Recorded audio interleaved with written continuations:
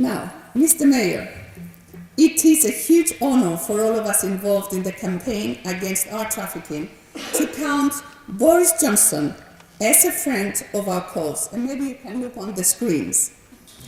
As Mayor of London, you have won respect among all the communities in the great, diverse and vibrant city, a city which makes a justifiable claim to be a unique meeting point for human cultures of the past, present and future. You understand the implications, for good or bad, of London's historic position as a centre of artistic expertise and expression, a place where beautiful objects have long been studied, conserved, enjoyed, and offered for sale, legally or otherwise. As we both know, that expertise can and could be deployed in a righteous cause, not to collude with cultural looting, but to defeat it. As a classicist with a deep knowledge of ancient Greece, you can tell the difference between civilization based on democracy and the rule of law and barbarism. Mr. Mayor, we await your thoughts on this important subject with huge interest and respect.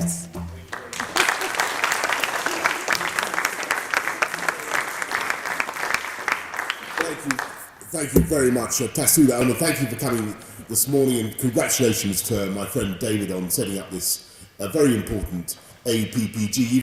In the next few days, we are going to consider what further actions this country could take against one of the most repulsive terrorist organisations the world has ever seen.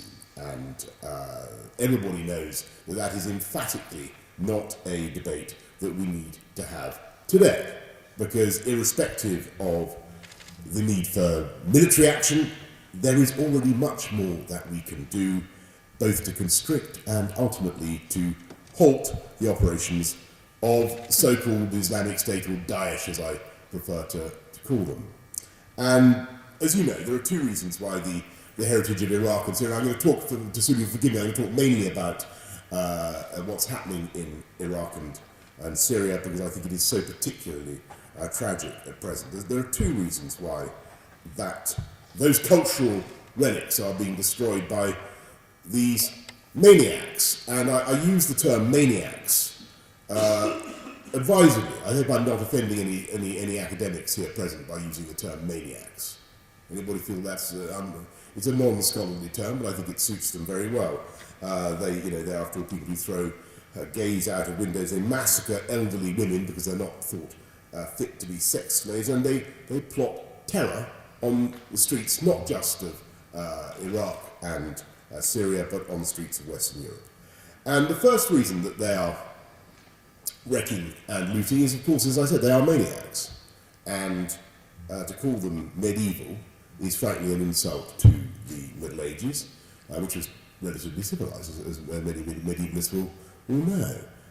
They are far worse than barbarians, because when the barbarians came into the Roman Empire, they were always typically anyway, they were full of wonder and admiration for the buildings and the statuary that they encountered. And one of the incredible things about the site of Palmyra, for instance, is how syncretic it is, and how one culture has added and built on the relics of the next and never destroyed it in the way that ISIL, Daesh have chosen to do. And one of the reasons anyway that they break things and they blow them up is because they are so small and so pathetic and so narcissistic in their worldview that they cannot conceive of any culture pre-existing Islam.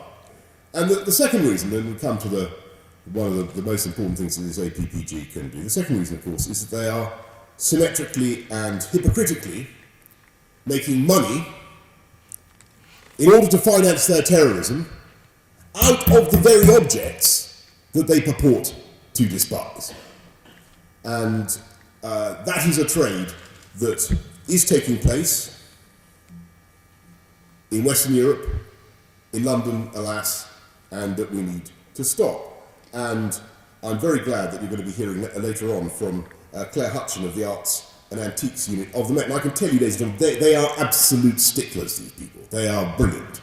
They are absolutely ferocious in the pursuit of anything that can be regarded as a looted artefact, cultural property of another nation. I just want to say that today I'm asking the new APPG to work with my officers here in City Hall, with my culture team led by Munira Mirza, Deputy Mayor for Education and Culture, with the police and with other experts to draw up what I'm rather grandly but optimistically calling an action plan for London on this issue. It should comprise discussions with those cities and communities in Iraq and Syria and other areas that are under this cultural threat, raising the awareness in the police about the importance of this issue in the wider net, raising awareness amongst the population at large in London and civil society, creating, as Tasoula rightly says, a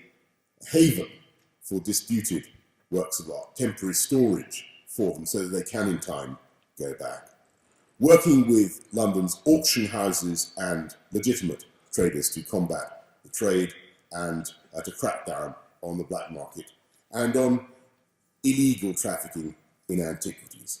Those are the elements of the plan. It will be strongly supported by me and by the Met and by the Mayor's Office for Police and Crime. One day, folks, Syria and Iraq will be, and indeed other areas that are currently war zones, will be free of this plague of terrorism and civil war. And one day, I hope that they will be able to benefit from the unimaginable cultural riches that they now possess. They do have quite unimaginable riches. If you think about Mesopotamia, it is the place where, I think I might be saying they had not only the first laws, but the first pavements, the first urban pavements, speaking as an enthusiast for pavements, are to be found in the first grid system for streets are to be found in that part of the world.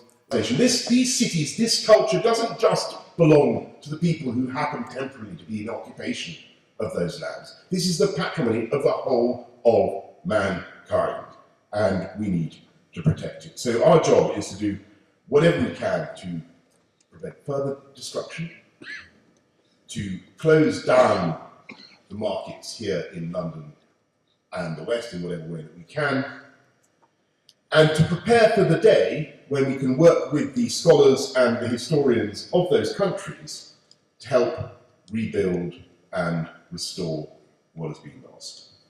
If these countries are to have a future, and believe me, they certainly do, they certainly can, have a wonderful future, then we must protect their past. Thank you very much.